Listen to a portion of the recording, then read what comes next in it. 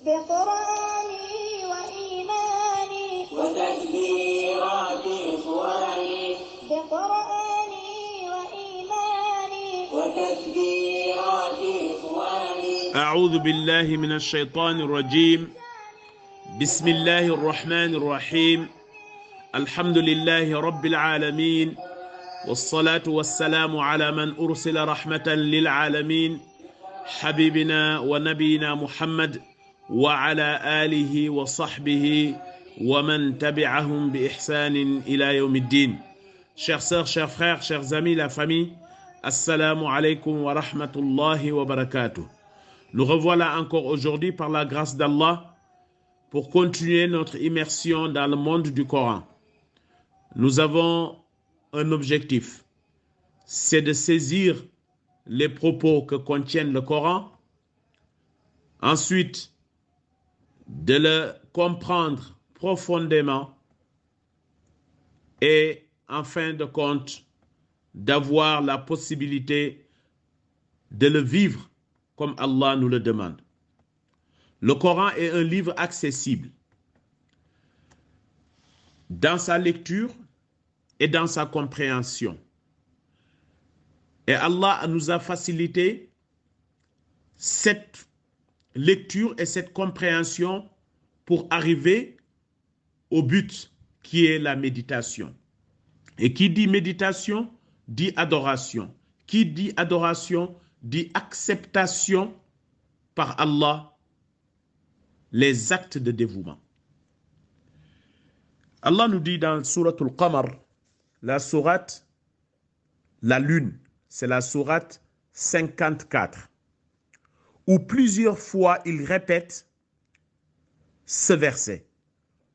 وَلَقَدْ يَسَّرْنَا الْقُرْآنَ لِلذِّكْرِ فَهَلْ مِن مُدَّكِرٍ. Ce qui signifie, en effet, nous avons rendu le Coran facile pour la méditation. Y a-t-il quelqu'un pour réfléchir? Une question. Si Allah, oui, on est là, on veut comprendre. On veut comprendre tes propos. On veut méditer. Et on veut accepter tout ce que tu nous dis dans ce livre, que ça vient de toi et que c'est une réalité. Dans la mesure où nous sommes dans cette position d'acceptation, de foi, de sincérité et de conviction, tout ce que vient d'Allah sera facile pour nous. Et c'est là que le Coran nous appelle. Nous sommes à la fin de la sourate Abasa. Vous avez vu comment Allah nous a parlé entre le prophète et l'aveugle, qui est un des grands compagnons du prophète, Abdullah ibn al-Maktoum. L'histoire qui s'est passée, les leçons à tirer. Allah nous a parlé, c'est quoi le Coran lui-même, l'origine. Après, Allah subhanahu wa ta'ala nous a parlé ce qui est sa relation avec l'homme. L'homme, cet être qui oublie, qui va même dans l'ingratitude, qui ne sait pas prendre le temps de remercier ni Allah, ni l'environnement, ni les personnes qui lui présentent les bonnes choses. Il n'apprécie pas les choses à sa juste valeur. C'est pourquoi Allah nous rappelle ce qu'il nous a dit dans la sourate Amma Yatasa'aloun, dans la sourate Nazi'at, la fin de la sourate Abasa est touchant. Ça fait pleurer, ça fait réfléchir. On est dans le verset qui a été répété dans la sourate qu'on vient de terminer, Nazi'at. Le verset 33, Allah nous dit presque la même chose. Allah nous dit فَإِذَا جَاءَتِ الصَّاخَّةُ. Dans l'autre sourate que nous avons terminée, c'est فَإِذَا جَاءَتِ الطَّامَّةُ الْكُبْرَى. Tous les deux parlent du jour du jugement. lorsque l'on viendra ou bien qu'on entendra le fracas, al-qari'a. Sakha, c'est parmi les noms du jour du jugement.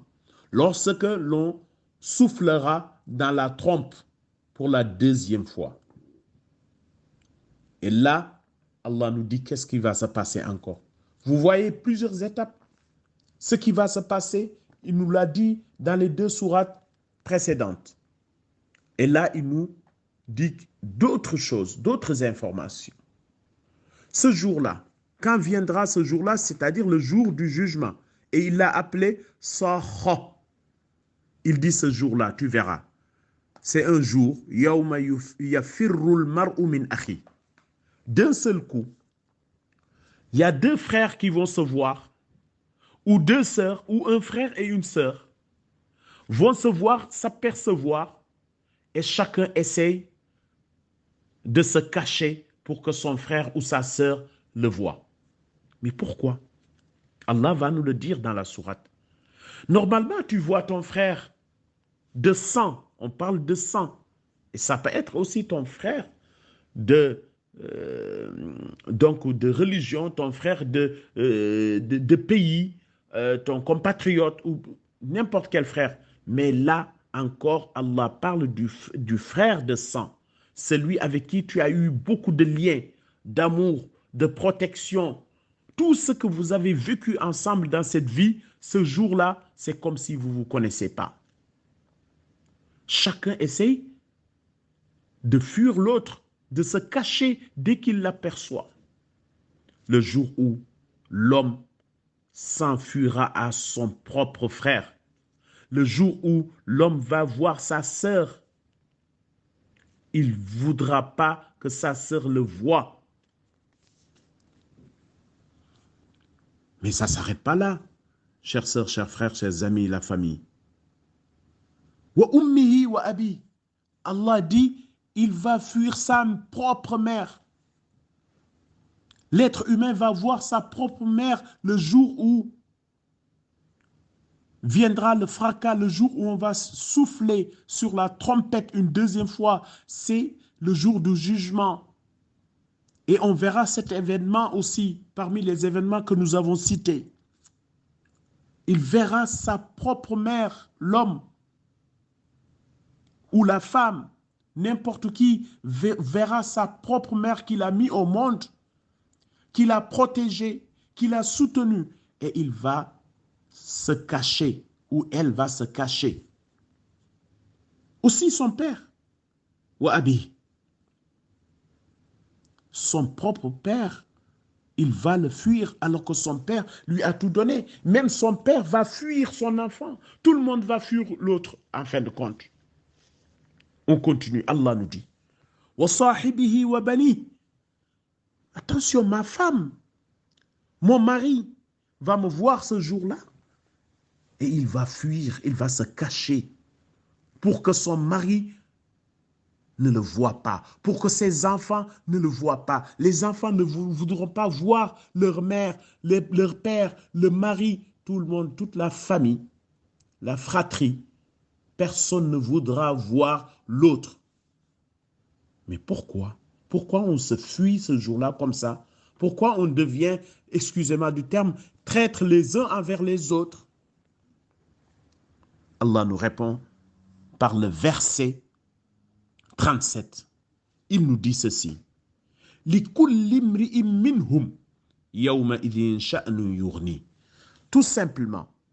Tout simplement car chacun d'entre eux, chacun de ces personnes que nous avons citées, chaque individu aura son propre cas pour s'occuper, pour l'occuper. Car chacun de ceux-là sera absorbé par ce qui le concerne sans que l'affaire des autres l'occupe. Allahu Akbar. Ce jour-là, chacun se dira « Nafsi, nafsi ». Je sauve mon âme avant tout le monde. Alors que dans la vie, pourtant, on essaye de faire la solidarité. C'est fini la solidarité là-bas. Il n'y a plus de solidarité.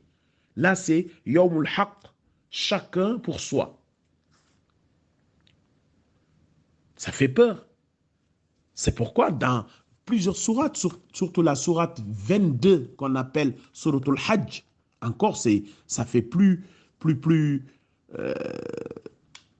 clair pour expliquer encore. Le Coran explique le Coran. Là, Allah dit, Ya ayyuhan nas, inna zalzalata as-sa'a shay'un 'azim. Ô vous les gens, le tremblement de terre que nous avons dit est une chose terrible. Parce que c'est un jour où tu verras des choses extraordinaires que tu attendais pas de voir. C'est des choses qui vont se produire ce jour-là. C'est Allah qui nous parle. C'est pas quelque chose de comme des contes. Non, c'est quelque chose qui est réel parce que c'est Allah, Alimul Ghayb wa Shahada, qui nous relate les propos. Il nous dit, ce jour-là, vous allez voir des choses spectaculaires, des choses que vous n'imaginez pas de voir. Parce qu'on va voir une femme qui est enceinte et qui va aussitôt donner naissance alors que elle n'est pas arrivée à terme. يوم ترونها تذهل كل مرضعة عما أرضعت وتضع كل ذات حمل حملها وترى الناس سكارى وما هم بسكارى ولكن عذاب الله شديد. Ce jour-là, tu verras que chacun va fuir l'autre. Tu verras que chaque individu essaye de partir loin. Tu verras une femme enceinte qui va accoucher alors qu'elle n'est pas arrivée à terme. Mais tu verras aussi les gens comme s'ils étaient sous, ils étaient en état d'alcoolémie. Ils avaient pris beaucoup d'alcool. Ils n'étaient plus dans leur état. Mais qu'est-ce qui les arrive? Non, parce que c'est ceux qui vont assister ce jour-là qui va leur faire peur. Chères sœurs, chers frères, chers amis, c'est Allah qui parle de comment va être ce jour-là, parce que c'est un jour de règlement des comptes de nos actes. Est-ce qu'on était bon ou on n'est pas bon? Car chacun va s'occuper. D'autres savants même disent, parce que chacun a peur que son frère ou sa sœur ou sa mère ou son père lui dit, arrange-moi quelques hasanat, quelques bonnes actions. C'est pourquoi quand on dit, faites des bonnes actions, faisons des bonnes actions. Voyez quelqu'un qui est orphelin, essayez de le parrainer, c'est une bonne action. Dites du bien, kalimatu tayyib, yarfa'u, Allah l'élève. Ne perdons pas notre temps sur des futilités dans la vie. Essayons de maximiser nos actes pour que notre balance soit lourde, pour que nos livres de bonnes actions soient inscrites, les bonnes actions, pour qu'on maximise, comme on remplit nos comptes bancaires ou bien on remplit, je ne sais pas, nos frigos, remplissons comme ça nos comptes auprès de Dieu par des bonnes actions. Ne minimisons rien dans les bonnes actions, comme disait le prophète.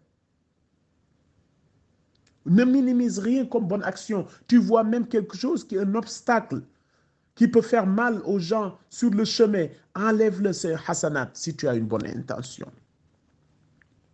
Donne à manger aux pauvres, sors la zakat, fais la prière. Tout ce qu'on te dit, c'est une bonne action. Sois quelqu'un de motivé pour le faire. فَأَفْضَى إِلَى كُلِّ إِنسَانٍ مَا يَشْغَلُهُ عَنِ النَّاسِ. C'est comme ça que les savants ont expliqué c'est quoi chacun est préoccupé par ses propres actes. Chacun est préoccupé, chacun est occupé. Donc il ne voudra pas que les autres lui prennent de ses bonnes actions. Parce que chaque action compte. Chaque hasanat compte. Et chaque sayyi'at, mauvaise action, compte aussi. Donc soyons actifs dans les bonnes actions. Aidons les autres. Soyons proches des autres. C'est des bonnes actions. Faisons du bien avec nos proches avant que demain on ne pourra pas faire du bien pour eux. Et Allah nous dit, ce jour-là aussi, il y a quelque chose qui va se passer. C'est quoi qui va se passer? Il dit, Wujuhun yawma idhin musfira. On verra des visages rayonnants ce jour-là. Il y aura des gens qui savent qu'ils ont réussi. Les bonnes actions les ont aidés. Ils vont profiter des bonnes actions. Ils se rappellent maintenant ce qu'ils avaient fait de bonnes actions dans ce bas monde. Maintenant, ils en profitent. Parce que d'un seul coup, on voit ils sont en train de rire, riant et réjouis. Ils sont en train de sourire, souriant et réjouis. Ce sont les visages des gens qui étaient dans la bonté, dans la pureté. Mais mes frères, mes sœurs, mes amis, la famille, ne faisons pas partie de wujuhun, des visages, yawma idhin, ce jour-là, alayha ghabara, qui est couvert de poussière. Dès que tu le vois, tu vois, mais qu'est-ce qu'il arrive? Son visage est sombre et plein de poussière, comme s'il vient de sortir de terre, couvert de ténèbres. Pas de lumière. Mais Allah, pourquoi ils ont ce physique? Pourquoi ils sont comme ça? Allah nous répond par le dernier verset de cette sourate Abasa que vous avez aujourd'hui appris du début à la fin. Tarhaquha qatara, plein de poussière. Allah, pourquoi ils sont comme ça? Ils ne sont pas souriants, ils ne sont pas heureux aujourd'hui. Allah il dit, Oulaïka, parce que eux, humul kafaratul fajara, c'était les gens qui ont transgressé et qui étaient des pervers. Ils ont monté beaucoup de perversité dans leur acte, dans leur vie. Leur vie était pas saine. Qu'Allah nous aide, qu'Allah nous guide et fasse qu'on soit parmi wujuhun yawma idhin musfira, ceux qui ont le visage rayonnant, dahikatun mustabshira, qui ont le sourire et ils sont heureux, et qu'Allah nous préserve de ce jour-là.